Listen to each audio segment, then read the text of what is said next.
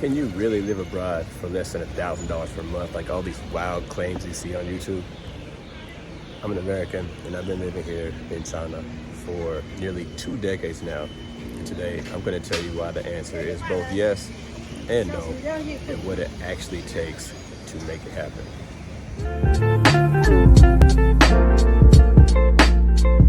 Okay, so first of all, let's talk about why it can work.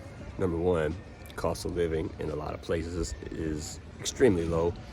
Like I myself, I do a cost of living report here every month, and I share how much I spend, and I like do what I want to do and buy what I want to buy, and I come in, just over $1,000 a month.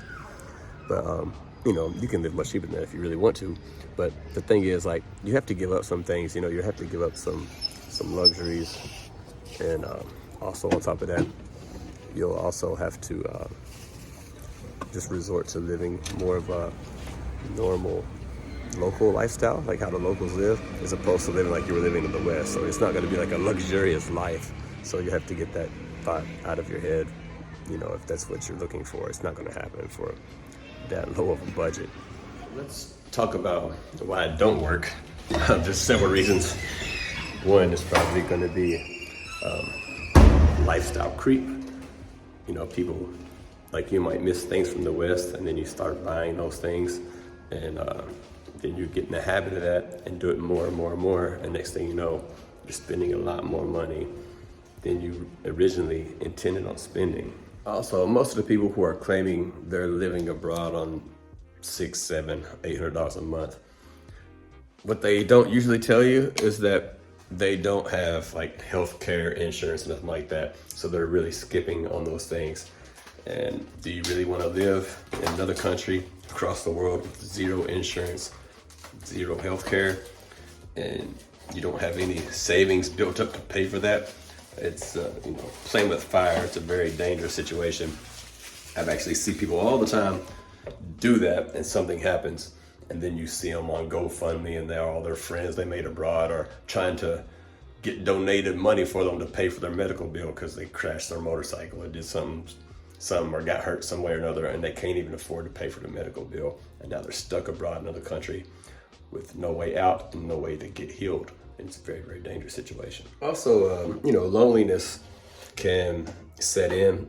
Like, you might make some friends, but usually when you live abroad, people come and go and all this and that, and friends, acquaintances are coming and going and leaving, and it's hard to develop a real, true, close friendship with people because they're often leaving, and you end up being alone or a little bit lonely. And if you're a person who needs that in your life, not loneliness, but needs people in your life, you might get lonely, and culture shock will set in once you find yourself alone, surrounded by a bunch of people who don't look like you and don't have anything in common with you.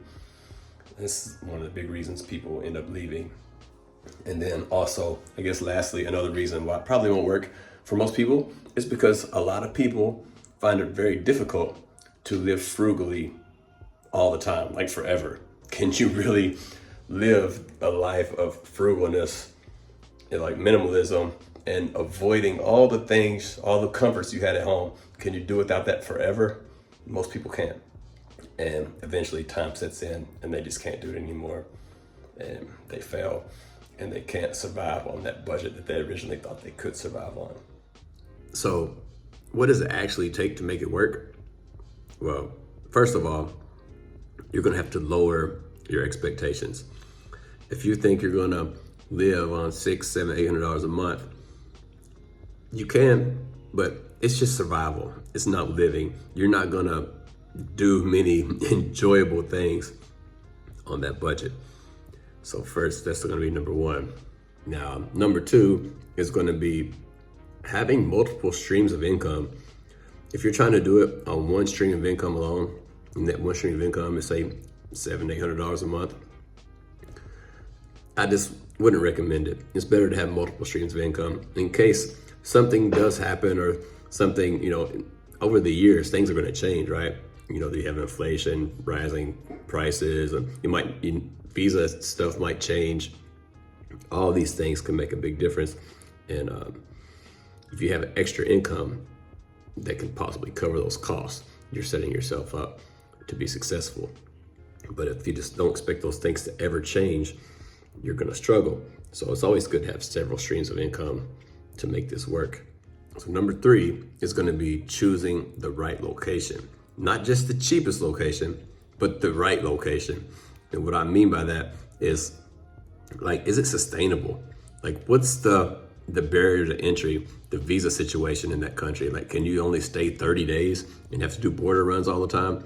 Or can you stay for an extended period of time, like, 3 months, 6 months, a year, or several years in some cases? So I would say choose the most sustainable. And then also sustainability comes with being able to, like I mentioned earlier, to actually make friends. So where are there more expats who are staying long-term, or locals who actually speak your language, so you can make friends with local people and have, relationships with people in your own language? All these things are gonna, make a big difference in the sustainability. So location is very, very important. Lastly, I would say have an emergency cash buffer that you can rely on in case something happens, whether it be medical emergency, or you just need some money to fall back on in case something happens. Like I myself, I prefer to have at least 1 year of living expenses saved up, if not more than 1 year. And for me, that, if I have 1 year of living expenses and something hits the fan, then I can get by for a whole year while I try to figure things out, whether it be having to go somewhere else or go back home, or try to start another business to generate more income, whatever. That buys me a whole year of time, as opposed to just being like, this month I run out of money and that's it, I'm done, right? You need that cash buffer to cover the medical expenses if an emergency happens, or to cover the living expenses when something drastically changes. So to wrap this up, in short, yes, you can live abroad for very cheap, but there's a lot of things that you need to do. It's not magic, right? You can't just go somewhere and live and show up and live for cheap. There's lots of things involved in it.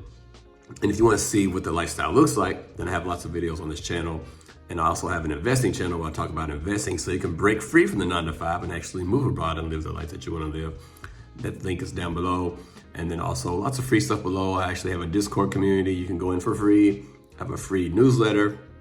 And this ain't for free, but I actually wrote a book about, the troubles, the chaos and stuff like that in my life, and how I broke free from that and found some peace of mind, and, moved abroad and started a new life. It's all in the book. So that's all I got for you guys today, and I'll see y'all on the next video.